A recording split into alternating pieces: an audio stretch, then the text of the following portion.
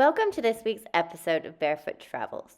We are thrilled to be making our way north towards the States through the beautiful Exuma chain.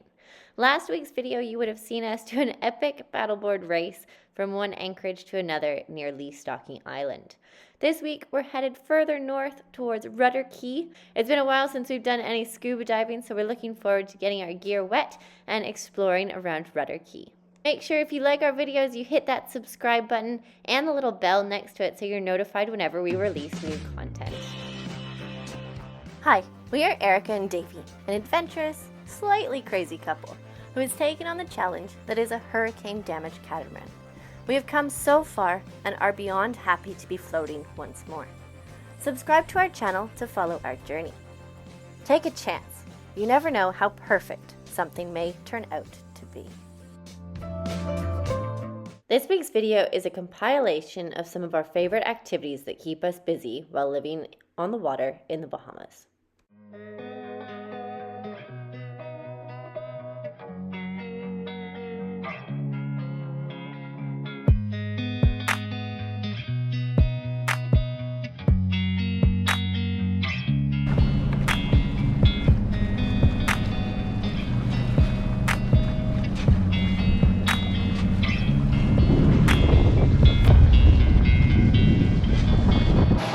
Coming through this cut, what did you just say we're doing? 7 point? 8.3, 8.5, 8.7. Yeah, I need to drive. 8.7 knots. That's crazy.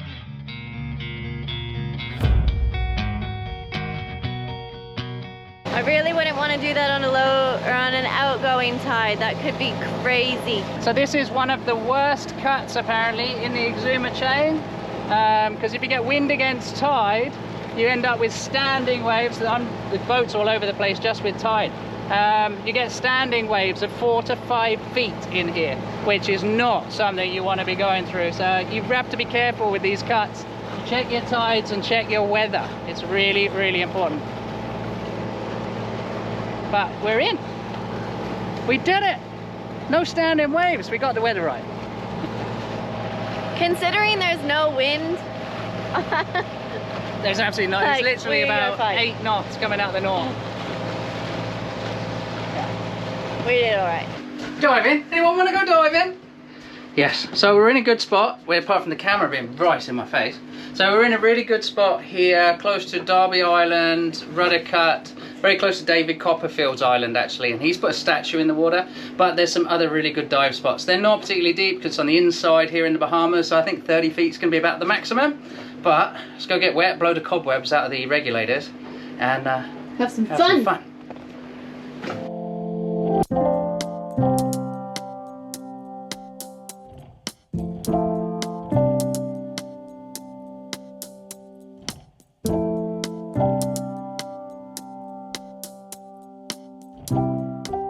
David Copperfield commissioned this statue to be sunk off of one of his islands in the Bahamas. It's known as the Musician, so you can see there's a mermaid and a baby grand piano. I didn't need scuba gear to get down to the piano, but as it's been a while since we went scuba diving, we wanted to check that all of our gear was functional before we went a little further afield. Plus, I got to spend a little bit more time down at the piano, which was fantastic. What a cool experience.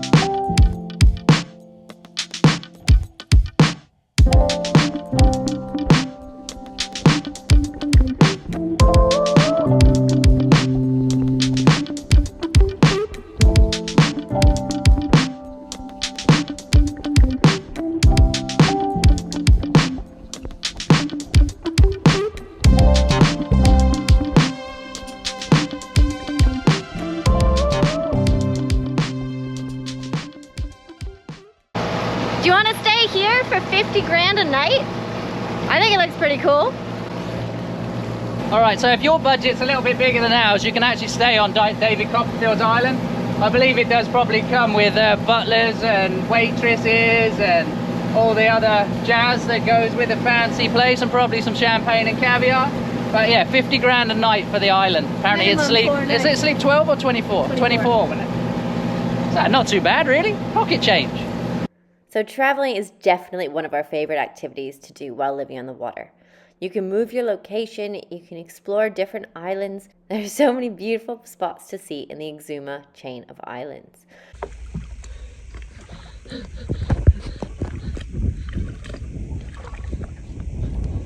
You got a friend.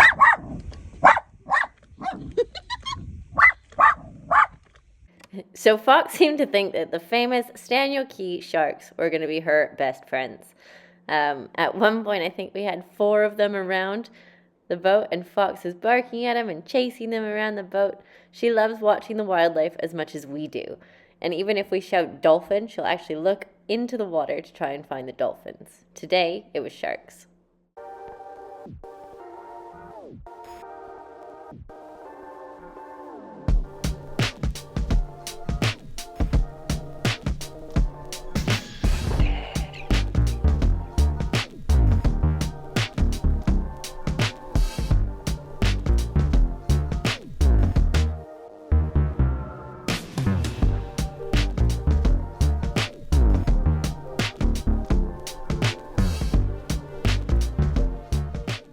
We only stayed in Stanley Key for a couple nights, as it can be very busy there with tourists, and a lot of the boats don't care that there's yachts anchored out, and they'll come by your boat super fast and wake the hell out of you. So we didn't feel like sticking around too long there, although it was kind of cool to see the super yachts. We have now made our way a little bit further north, not too far, and we're going to do a little bit more exploring around here.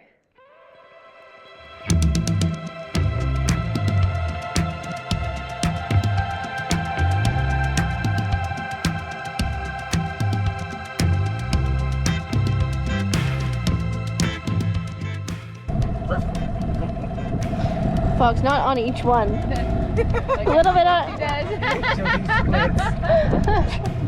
One or the other.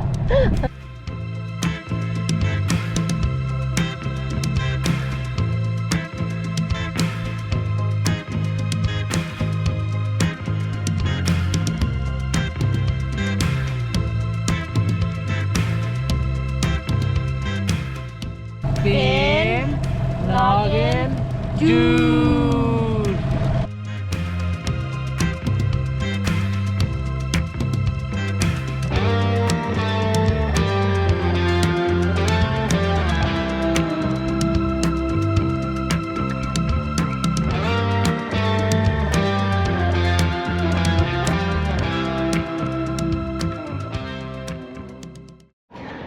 So we're preparing to move the boat again, slowly making our way up this Exuma chain of islands. It is absolutely beautiful here. We are moving a little bit quicker than we intended to, because I have to go to a friend's wedding in Canada, so I fly out of Nassau. So whenever you have a schedule when you live on a boat, it kind of changes things up a little bit. So we're making our way towards Nassau so I can fly out on the 26th of October. And then we'll see what happens, whether or not Davy sits in Nassau and waits for me, or he continues on solo sailing. We'll see what happens. But behind me, that's Johnny Depp's island. Unfortunately, Johnny has not been seen, but it is still kind of cool to be here around his island. There was some good snorkeling and some awesome beaches to walk around on. The snorkeling, however, there was very strong currents, which made it a little bit more of a workout, let's say.